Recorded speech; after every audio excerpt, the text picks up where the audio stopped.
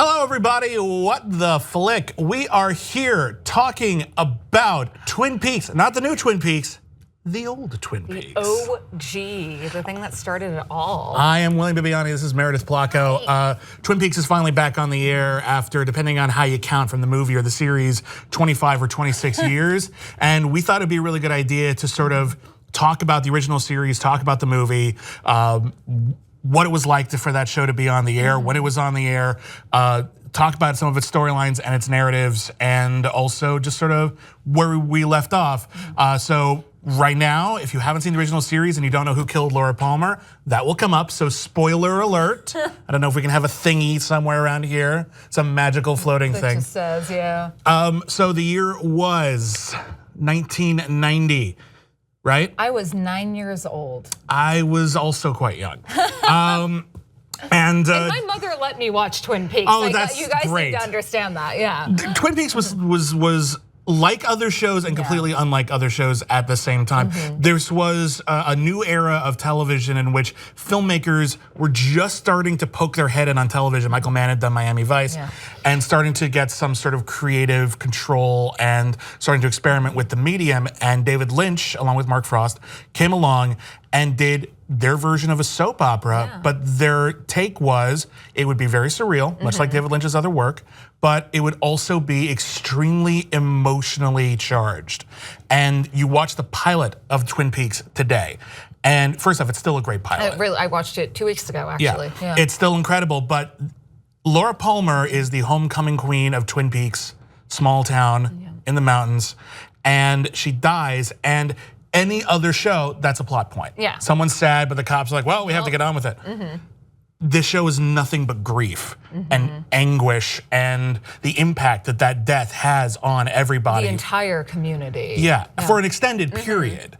Like it goes on through season 2, that just the impact just keeps rippling, and whole episodes will just end with people crying and weeping. And on one hand, that's absolutely refreshing because it's an emotional honesty we hadn't had a lot. But it was also very, very brilliant because no matter how weird the show got, there was something really sincere and really genuine. All the stream sequence stuff that we talk about today, it's rooted in a tragedy that we can all get behind. Yeah, it was, for a very esoteric and mystical show, it was extremely grounded. And I think for the time, watching that, I, of course, didn't understand it nearly as much as I do now when I did my rewatch, but it just felt heavy, that watching it, like that was, and I can still say that to today when I rewatched it, I'm like, wow, this is a really heavy show. As weird as it is, as art house as it is. As funny as it is. Yeah, it's I mean, the humor in it, but coffee and donuts. I mean, that's a running theme, but it's a running gag in many ways. It's sort of, the comedy is based off of our conception of small town life in America, but it's not terribly insulting. It's not really making fun of it. It's just, what's great? Pie. Pie. It really is great. Who doesn't like pie? So because I couldn't have coffee and I didn't have access to donuts last night, I did eat some pie. There you go. Yeah. I'm having a damn good cup of coffee right now. Yeah, but everything, like you look at Lucy, who's the secretary for the sheriff's department, and she's just very sweet. She's a very sweet girl who doesn't always get it and likes to make sure when she explains things, it's in the most detailed way possible, but it's like the most short detail. I don't know, it's really cute. Like it reminds me of a little bit of Fargo. It reminds me a little bit of my Midwest, upbringing. Like it feels very I'm like, no, this could be the Midwest or Canada. And even though so many of these characters are introduced with a broad bullet point, like Andy, the sheriff's deputy, he seems just like the dumb guy. Yeah. As the series progressed, the Laura Palmer's murder is an excuse for everyone to sort of delve into each other's lives, and we get to find out infinitely more about each character and find richness and nuance and tragedy even in these side characters. I mean, there's almost the season finale of season 2 of Twin Peaks. We find out that that somewhat seemingly ditzy receptionist, she's a great dancer. Yeah. She's fantastic. Holy crap. Yeah, and everyone has their weak points, but then they have this amazing emotional high. Yeah. Now, the big mystery was who killed Laura Palmer. Yes. And for those who don't know, the idea for the show was they would never tell you. Yeah. That was the whole point, was that they were never gonna tell you. And honestly, the show is really structured that way. You look at every episode of Twin Peaks covers basically 1 day or less. So that by halfway through season 2, Laura Palmer's only been dead a couple of weeks. The wounds are still fresh, the mystery is still growing, the investigation is still very much ongoing. And then people caught on and were so excited and wanted to know who killed Laura Palmer that the network said, well, you gotta tell them. We gotta, yeah. But they did a good job of making a lot of suspects seem viable. Oh yeah, anyone could have done it. Anyone could have, and everyone kind of had a motivation too. And theoretically, and that's the thing about we don't want to give away too much. I think this one's okay. We gave a spoiler warning. Well, yeah, but not just who killed Laura Palmer, but the fact that you have this preconceived notion that you have this small town homecoming queen, the perfect daughter, the perfect girl, but not everything. And that's the key about Twin Peaks. Not everything is as it seems.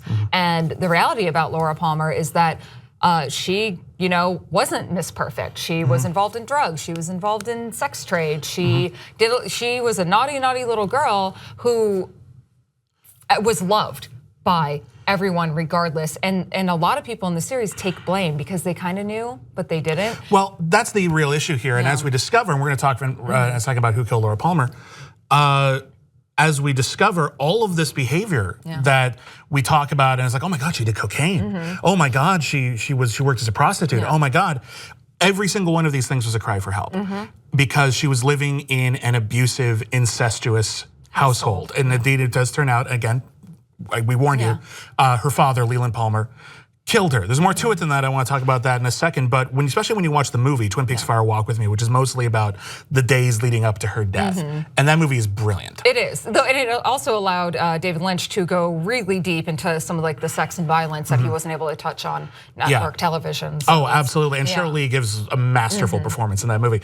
But that movie is all about living with abuse. It's all about this woman who is barely able to contain the horror and the trauma that she is going through every day. And what you really, really see in that movie that you don't even see in the show, because the show is all about the people she leaves behind after she dies. And a lot of it's about, they're always talking about how much they loved her. And what you realize in the movie is that she is desperately begging each of them to help her, and none of them can see past their own conceptions of her. Her best friend Donna sees her as just this friend who's maybe odd and flighty. James sees her, the motorcycle boyfriend, he sees her as this very romanticized notion, and she's begging him, telling him there's something wrong, and he's like, no, it's okay, I love you. It's like, that's not the point. And then other boyfriend Bobby, who's just so self-obsessed with his own life, and then of course the different affairs. And then her psychiatrist. Everyone. Everyone is completely ignoring the plight of this young woman because they're so wrapped up in themselves. And then the show was about those people, and that's a lot of soap operas are about people who are wrapped up in themselves and their own problems, and they're willing to do bad things in order to better their lives. But I think the brilliance of Twin Peaks, and especially once you get to that movie, which is really underrated, is it really wasn't about who killed Laura Palmer, it was about how we all failed her. And that is the real emotional tragedy of it. I feel like there are 3 Twin Peakses. There's this really biting, horrifying tale of emotional trauma. There's the funny soap opera.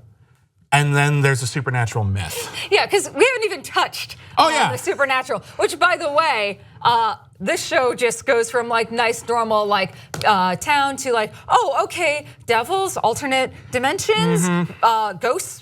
Bob? Possessions? It's kind of a huge shift, and it's kind of amazing when you watch it because it takes a couple episodes for them to flat out to even imply it. Because at first it seems like, oh, there's a dream and maybe Dale is mildly psychic or something, but by the end of season 2, they're just traveling to other dimensions. Straight up. It's very bizarre. You've got the Black Lodge, the Red Room of Waiting, and then just Bob and Mike, the man with one arm. And we find out his arm is also a character. We'll talk about that next. We'll talk about that in the new one because that gets real weird. And at first when I was watching the series, especially watching it again now that I'm a bit of a more mature viewer as opposed to the first time around, I looked at all of these elements as this really elaborate metaphor for Laura Palmer's plight. But one of the things that's really, really frustrating is about 7 episodes into season 2, I might have the number slightly wrong, they do reveal who killed Laura Palmer. And the scene is incredible.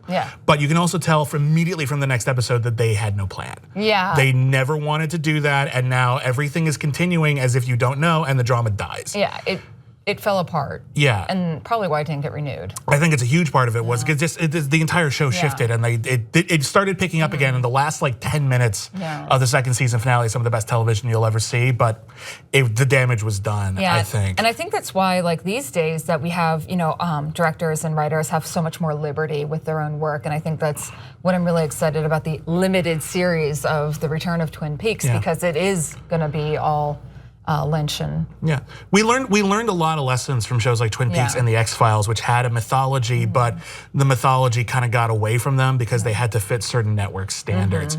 But one of the problems with the mythology, though, is that we find out that Leland Palmer, Laura Palmer's father, Laura Palmer's father, he wasn't just abusing his daughter, and he didn't just kill his daughter. He was possessed by a demon named Bob, and it sounds kind of creepy, but when you lay it all out and when you take it literally, as the show eventually does. In fact, Dale even says, would you rather that here's a father who would actually do this to his daughter? And first off, those are two horrible options, but I'd kind of rather the thing we can do something about rather than there are ghosts. The thing we can't. And watching it now, they're really forgiving about Leland Palmer. It's like, oh, that poor man. I know. And it's disgusting. It is, because regardless if he was possessed or not, he still did those actions, and he should still feel something for being like his physical body having done those. I know, it's really frustrating that they let him off the hook so easily, and they didn't have to. They could have made it clear that maybe Bob was only letting him do something he wanted to do. Bob was more of a metaphor. Maybe you can take Bob literally or figuratively, but when you just flat out just say, here's a guy who was an innocent, pure soul who was infected by evil, it's basically letting evil off the hook. The evil that people do, it's not you, it's ghosts, and it kind of ruins the point. I also call BS on that because everyone on that show had an ulterior motive, and everyone, like, there's a couple like true pure souls on that show, but like, let's be real, like Ben Horn. Evil as hell. Yeah, evil as hell, not possessed, and also like pretty much in business with Leland. So I mean, to think that they wouldn't have any like rub off on each other, I don't buy that. I don't buy that for 1 second. And even some characters who might seem like they're being redeemed will then immediately go back. There's this whole subplot with Catherine Martell, who's involved with Ben Horn and is gonna do insurance fraud and fake her own death. And it seems like maybe she's having a heroic turn, and then she fucking takes her brother's widow and turns her into the housemaid / slave in this weird Lars von Trier kind of plot that completely destroys any sympathy you might have had for her as a human being. But then let's be real though, Josie also is a problematic person. Like she's done horrible things. But I was also watching it and I was seeing some of the characters that I used to think were pure, and I just hated them so much right now. Donna and James are everything they touch, they destroy. Yeah, it's true. Like you really start to like Donna and then James at first, but God, by second season. They just, every time they say, oh, we should investigate this thing, just tell Dale. Every time you try to investigate on yourself, someone commits suicide and dies. So the only character I ultimately liked throughout the whole thing was Ben's daughter. Oh, Audrey? Audrey. Yeah? I liked Audrey. Audrey's cool. She's weird, and I think because she knows. She's aware. She's aware that she's doing crummy things. Yeah, and she never really does them for the wrong reasons, which I appreciate. She'll like ruin her dad's business deal because her dad's a jerk. I mean, you know. And the other thing I kind of respect about this show is that even though we do run into a few corrupt law enforcement officers, Wyndham Earle's a serial killer, used to be a federal agent. There's a corrupt Mountie that we run into at one point. It actually has a certain reverence for sort of social norms as they are enforced by people in positions of moral authority, and the people in positions of moral authority are very, very moral. Dale is an incredibly moral that's why. human being. I mean, Dale is such a great contrast to those other characters. Absolutely, he comes in and he has darkness in his past and he has his secrets, but he fights tooth and nail to be as decent as he is supposed to be. Harry S. Truman is very much the same way. Hawk is very much the same way. Andy's kind of too innocent to be anything but. Yeah, and there's an appreciation for that. The capacity for goodness exists within us all. Not everyone in the show is dark and corrupt. Well, or unless in the case of Dale, you have good Dale and you have evil Dale. And that was okay, so when this show ended, It ended on a huge cliffhanger, a couple of huge cliffhangers. There was a bomb that went off, and Audrey might have been dead. We still don't know that yet. For life, yeah, we don't know. So there's that. Dale ended up going into the Black Lodge, which is sort of the Twin Peaks version of hell, and getting replaced with a doppelganger possessed by Bob. Yeah. And that was it. And if you did have a lot of affection for Twin Peaks, and you had the ratings flagged, but a lot of people were still very passionate about it. It was really real frustrating. So they made Twin Peaks Fire Walk with Me, and it didn't answer any of those questions. It was a prequel, and it's a brilliant movie, but it was not satisfying. No, and then David Lynch also left it open that Laura Palmer says to, I guess, Good Dale Cooper. Not Alt Dale. I'll call him Alt Dale. I'll see you in 25 years, and 25 to 27 years later. Meanwhile, you've just aged while sitting in this chair. There's a lot of tricks that they had to do because there are cast members who sadly did not survive, and they're having to write around that a lot. And I also think that David Lynch has changed very, very much as a filmmaker, and he's freed now that he's on Showtime. He was playing off of the conventions of network television. Even that's different now. So when we come back in our next video, we're going to be reviewing the first 2 episodes of Twin Peaks Returns, and we're going to see how it is all coming together. So thank you for joining us, and we'll see you real soon, actually. We're recording it right like now. A minute.